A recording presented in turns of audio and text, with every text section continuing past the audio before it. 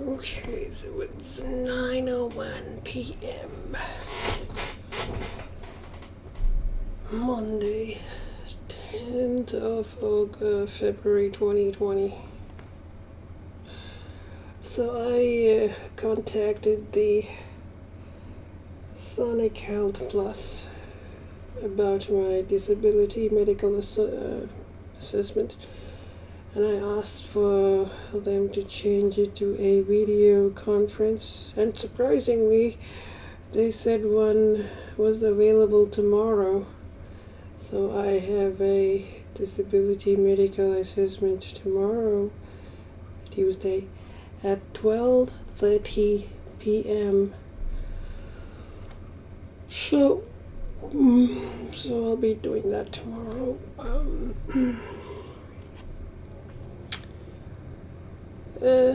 So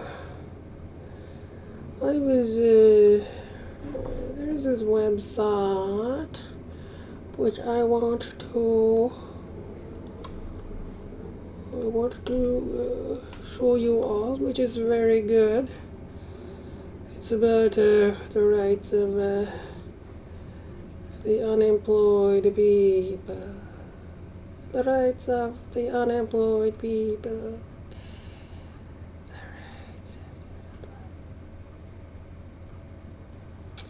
Here I go to alright, let's go to the browser.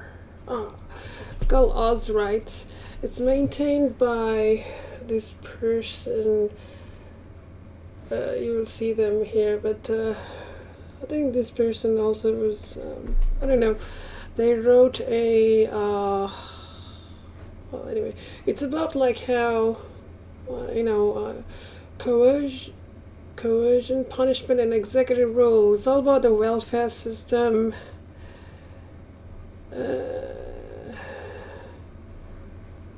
It's about Centrelink's current welfare system, and it's a very, very, very, very good website. See, this person is very active, and I kind of admire this.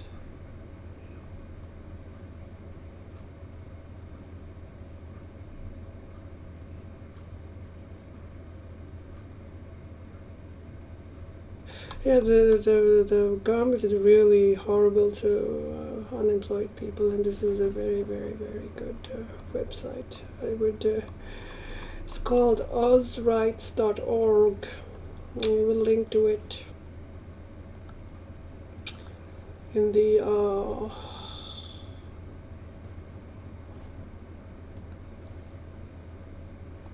this person is seeking to take action against the government. Something like I also want to do.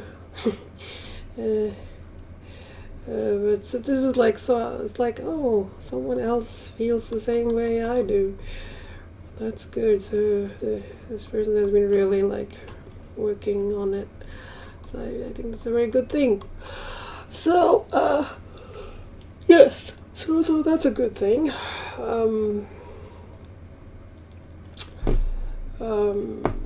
Yes, we need to stop the government from abusing its powers.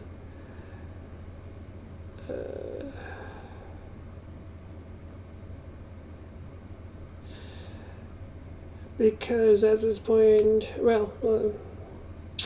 because you see, if you're a worker, you've got rights. If you are a unemployed person who wants welfare, the only way you can get it in Australia is if you apply for some type of activity tested social security payment, such as New Start. They're gonna make it a payment called Job Seeker payment. So look at it, how they even changed the name to Job Seeker. They're just like, but if you're a job seeker, you've got all these things you have to do. It's like it's like a gray area, because if you're employed, you know what your rights are. But if you're if you're unemployed, fine, you don't, you're like, those are two separate categories. But what they're doing here is they're creating this middle ground, this gray area where you're not really a worker, but you're expected to do certain things, and in order to get the payment, you have to do these things. So you're like being paid social security, and in order to receive the payment, you have to do certain things. It's almost like it's a job, but it's not really. But they don't classify it as a job, and that's the problem, you see. Because if you were a worker, you would have a lot more rights. Whereas but because they don't classify this as a job, it's like I feel like they're getting away with some sneaky thing here.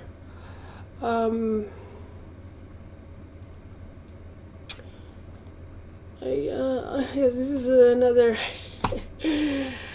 Let's try to sketch out. Oh, this is work. Let me see if I can. Oh, wait. So let's put this. Oh, that's way too big.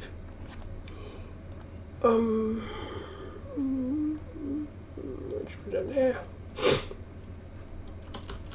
Let's do some brainstorming, shall we? What this is what I feel like the government is doing, and this is sort of taken from the article.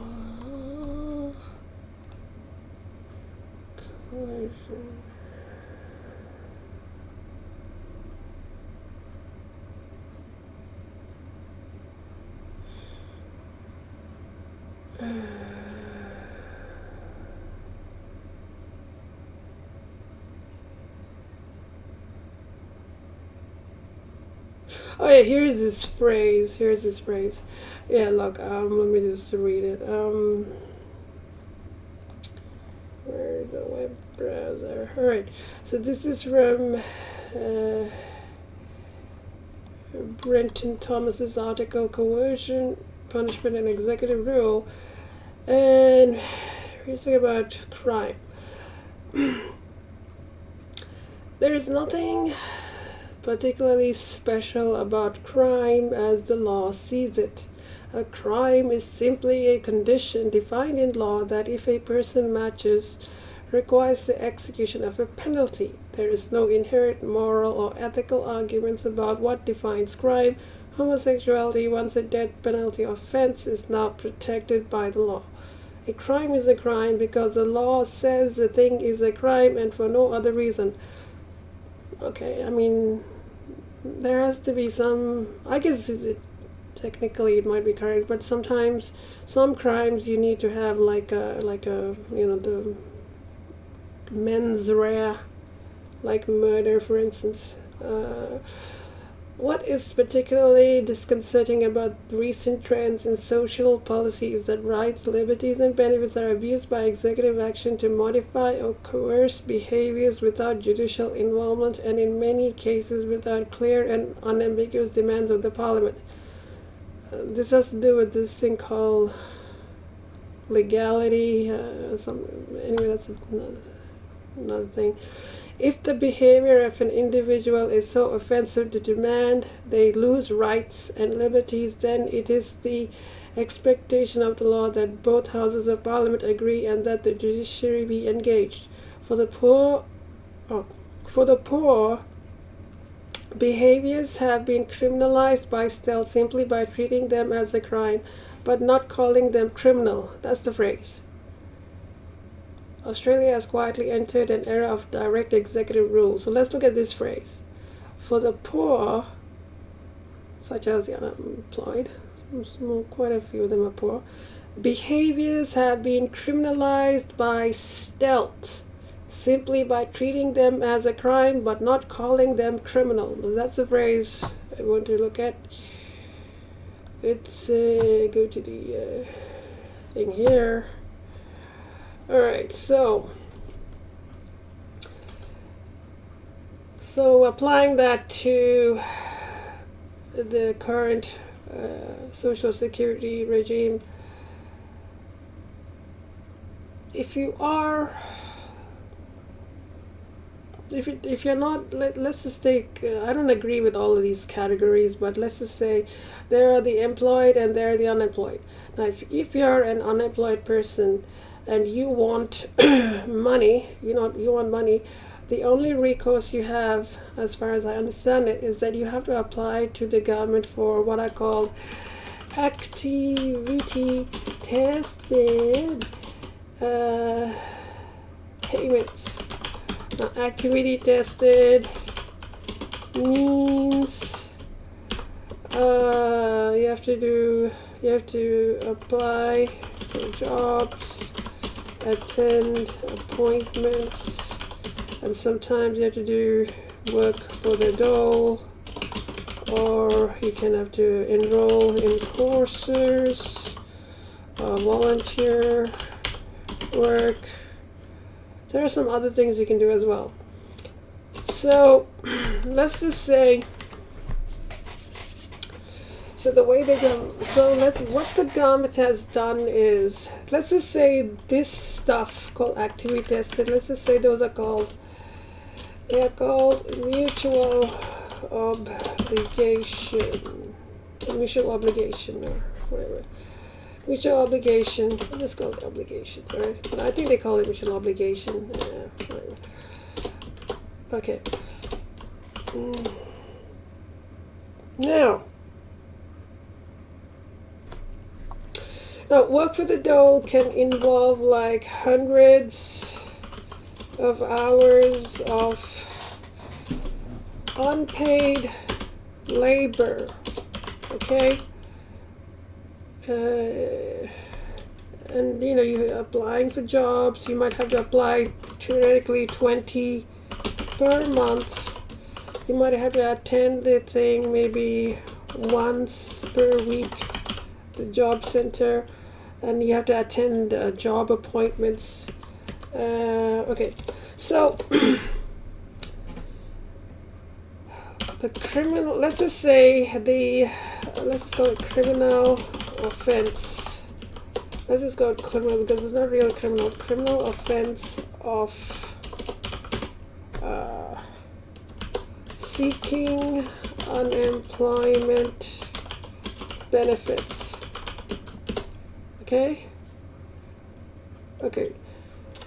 The punishment for the criminal offenses is mutual obligations. So this is the way you can imagine it. So if you're a person, a member of the public, or just if you have the capacity or the ability, if you're legally capable of applying for unemployment benefits. Now, if you claim, no, that's for seeking, apply for claim or have unemployment benefits. So if you claim unemployment benefits, that is treated as a crime, and the punishment for the crime is all these mutual obligations, all of these demands. That's the way they're doing it, you see. But they don't see it as such. They try to say that, they have. Can you understand how this is being conducted? They're trying to criminalize the act of seeking social security in the form of unemployment benefits. Can you understand what they're doing? They're trying to criminalize the act of seeking social security, or maybe penalize the act of seeking social security or receiving social security. This is what they're doing. What they want to do is they want to make the act of seeking or receiving social security so purpose, make the act of seeking or receiving Social Security so burdensome, onerous,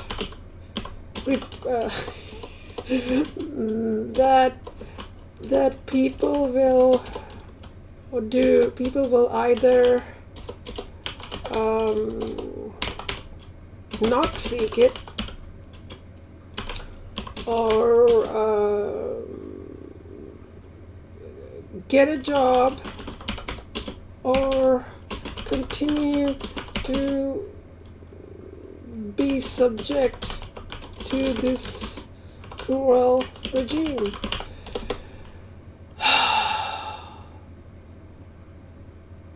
And what do you mean by get a job? Means you have to take a job with very few, like you can take a job that can be oppressive. See, your employer can treat you badly, and if you leave, you lose your Social Security. See, this is leading to basically removing power away from the worker and giving it to employer. To use the capitalist analysis. You see what they're doing? They don't want to they're trying to make the act of seeking Social Security such a burdensome thing that you will just sort of not seek it or withdraw from it. You know what's one thing that's so funny? It's like when I applied for the disability support pension, right? There is this message I keep on getting which says you can withdraw your claim at any time. You can withdraw your claim at any time. So I'm like, why would they say something like that? And now when I think about it, it's like maybe what they're trying to do is, when you apply for disability support pension, what they will do is they'll try to drag it out for as long as you can, and they'll tell you to go to these appointments here and there, and so just make it as difficult as possible for you, just maybe delay it, so maybe they hope that at one point you just get fed up and you just leave. So you can withdraw your claim. That's why I'm just thinking like, oh, why do they tell me that? Why do they tell me that I can withdraw my claim at any time? So you see how like the aim of this government is just so horrible, man. It's just so freaking horrible. Oh, anyway, I will encourage you everyone to visit that page, that website by Brenton Thomas. He also wrote a submission to the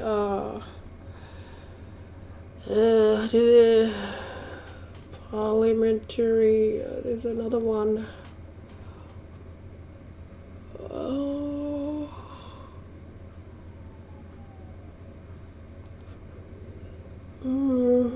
There was this it's called there was a Senate Senate Standing Committees on Education and Employment. He read a submission which is very good too. I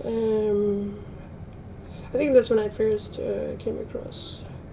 So for instance, this is the Senate. If you can see, submission 66 is Mr. Brenton Thomas. You can read that if you want.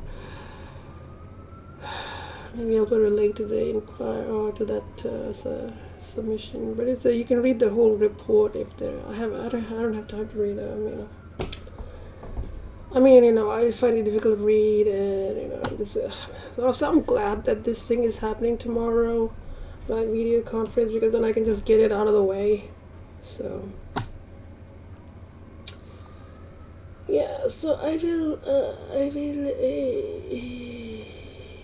end this stream, Where is the stream now? Yes, I will end the stream now and